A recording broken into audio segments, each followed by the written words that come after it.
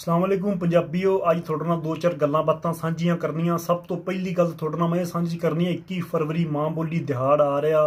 पूरी दुनिया ते आलमी पद्धर ते यह दिन मनाया जाता, मां बोलियां नूं समर्पित किया जाता। जिन्नियां दुनिया ते मां बोलियां बोलियां जांदियां।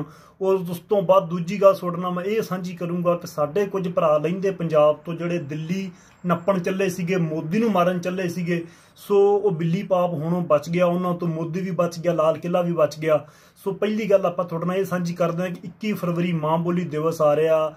लाहौर दे विच चेयरिंग क्रॉस लाहौर ये दिन मनाया जाऊगा। उत्थे मेला लगूगा, जलूस कह सकते हो, रैली कह सकते हो, या एक पंजाबी प्यारिਆਂ ਦਾ इकट्ठ कह सकते हो, जिथे आरफ लवार, साईं ज़हूर, फजल जट होर भी जिहड़े पंजाबी फोक सिंगर आ उत्थे पुज्जणगे। मेरी तुहाडे सारिਆਂ अगे भी रिक्वेस्ट है, बेनती है कि बाई बन के तुसीं सारे उत्थे पुज्जो।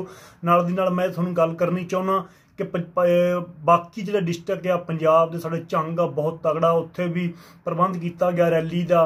इदां ही गुजरात दे विच पिंडी दे विच अबुल हसनैन वाना होरी वो कर रहे आ। होर भी थावां ते बाकी डिस्ट्रिक्टां दे विच लैलपुर दे विच सियालकोट दे विच।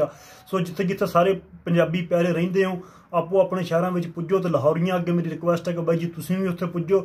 तो दूजी गल मैं करनी चाहुंदा कि 21 फरवरी मां बोली दिवस आ रहा। 72 साल हो गए साडी जबान ते पाबंदी लाई हुई है सरकार ने।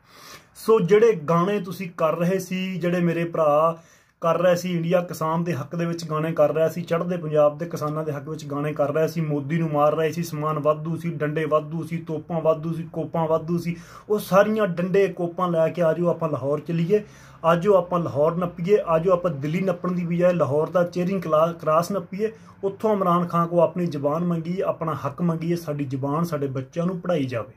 सो मेरी रिक्वेस्ट है तुहाडे सारे अगे, जिन्ने मेरे भरा सोशल मीडिया ते अत पा रहे थे असी दिल्ली नप्पणी या मोदी मारना है, उन्होंने सारे अगे रिक्वेस्ट है, कोई गाना नहीं आया, कोई थोड़ी पोस्ट नहीं आई, कोई थोड़ी कोई चीज़ नहीं आई। जो अपनी दी गल आई आ, पाकिस्तान दे साडे लहिंदे पंजाब दे जिहड़े किसान इतिहाद मजदूर पार्टी का चेयरमैन आ वो गिरफ्तार आ। उहदे ते किसी ने गाना नहीं किया, उहदे ते किसी ने पोस्ट नहीं पाई, सिर्फ उधरों लाइक व्यू के चक्करां विच तुसीं बहुत कुछ खट लिया।